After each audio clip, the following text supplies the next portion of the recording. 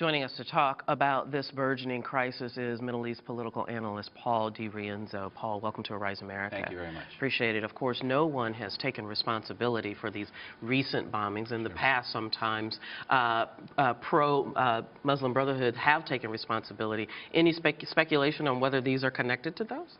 No speculation that there's a direct connection until there's more evidence that comes from a third party or someone who's not taking one side or the other in this, because it is just as possible for one side to try and provoke the other side. So I want to always check and double check. Now, that being said, it's very possible that we're seeing a opening or burgeoning of street fighting and, well, a different type of, unfortunately, a different type of fighting in Egypt. Yeah, it does seem like this conflict is sort of degenerating into something that's a little bit more chaotic. I guess my question is, what do you think is emboldening the opposition? Because the military government has actually been quite resolute and quite specific in trying to squash these protests and this opposition, but they keep coming back. Mr. Morsi won the election and was deposed.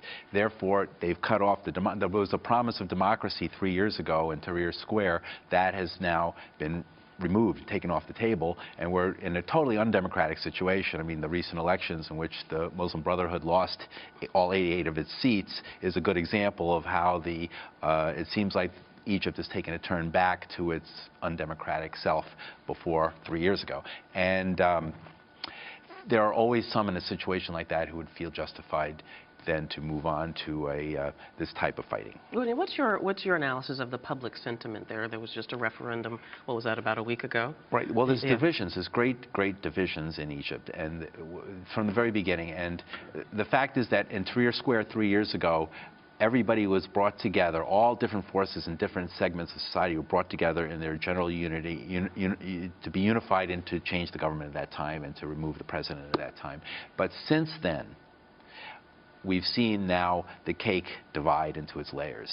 And when that happens, then people in the urban centers of Egypt are not happy necessarily with having a Muslim Brotherhood government.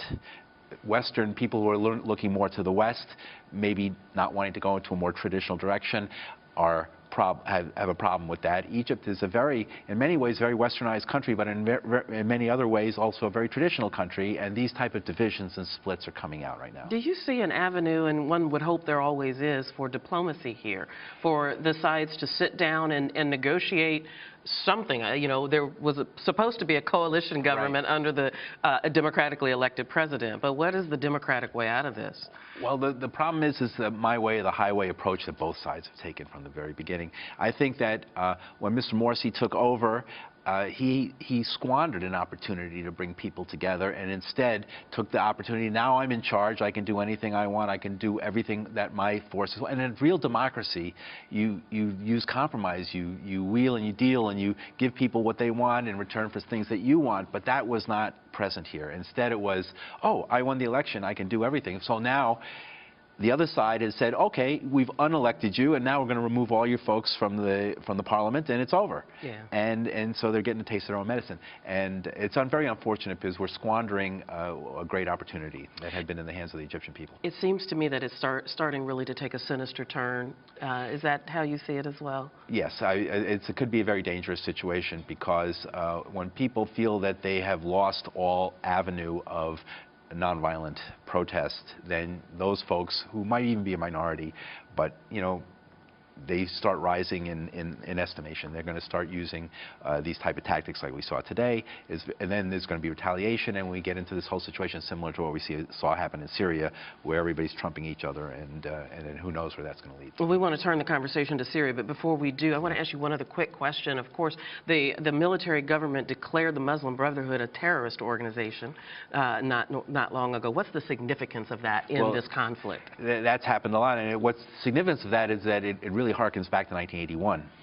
And it's unfortunate that after all these years, we're back in a situation where the ruling government feels that these are the folks who killed their guy, And in 1981, when Assad was killed in an attack that was the last time they were, all the leaders of the Muslim Brotherhood were arrested and put in prison. And right now, Sheikh Omar Abdel Rahman is here in the United States in a prison. So we're back to square one. Yeah, it really is concerning. Let's talk a little bit about Syria. You sit tight. I want to add someone to our conversation.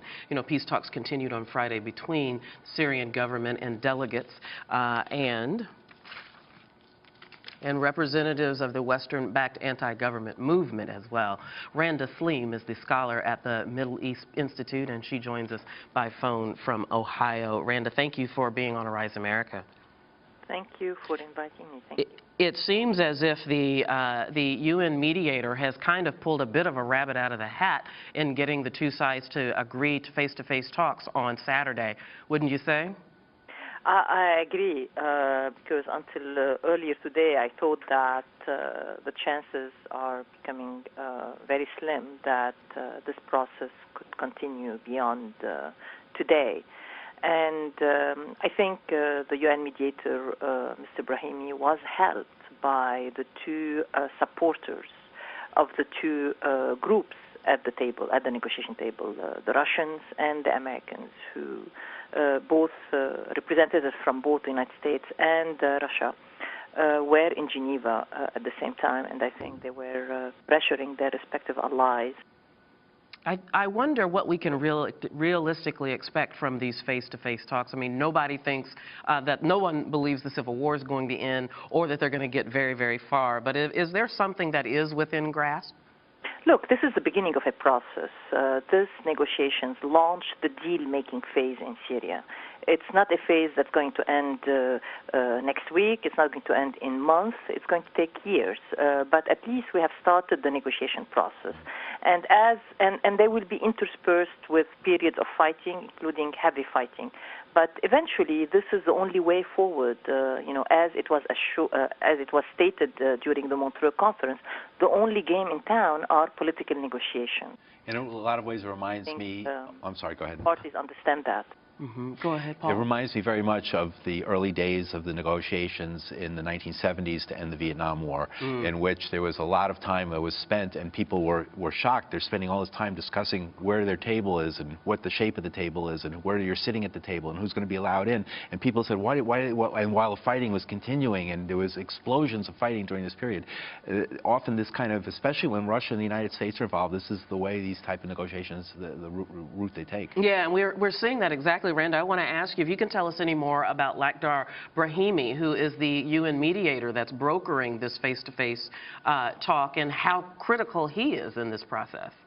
Look, I don't think he has played a critical role until now, or as much as a UN mediator should play. I think he has been more passive, leaving the initiative to the Russians and to the Americans to work with their respective allies in Syria to bring them to the negotiation table. This is a seasoned diplomat who has tested and developed his skills of mediation in many similar civil wars in Afghanistan, in Lebanon, in Iraq. So he brings a lot of experience to the table. But so far he has not played the active role that I would have liked him to play. Let's wait and see if now that the negotiations have been launched, that his mediation skills will be put to good use.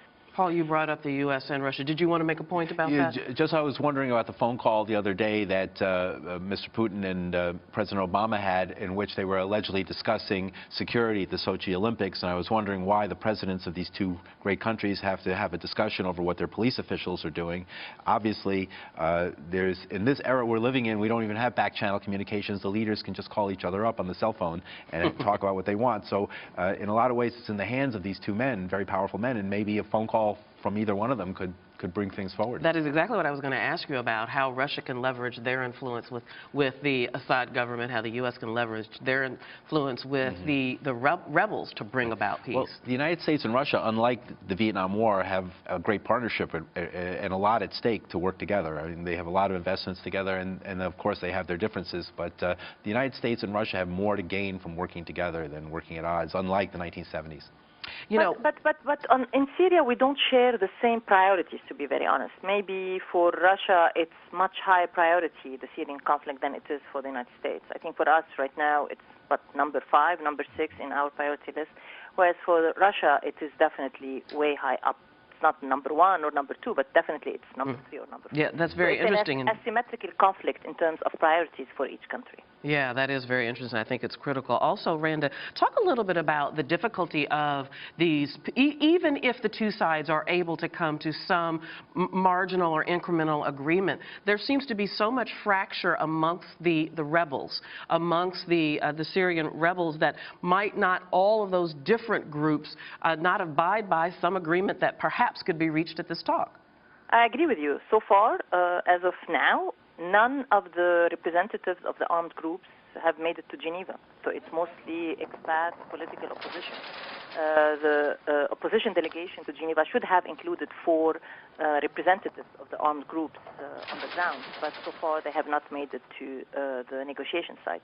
So that is already an indication of the possibility that whatever is reached by the political opposition, that the armed opposition back home would say, well, we were not there part of the negotiations, and we're not going to live with those agreements. Well, Brahimi said it well, that this was not going to end tomorrow or Sunday, that it would go on for quite some time, and even past these talks, the Geneva II talks.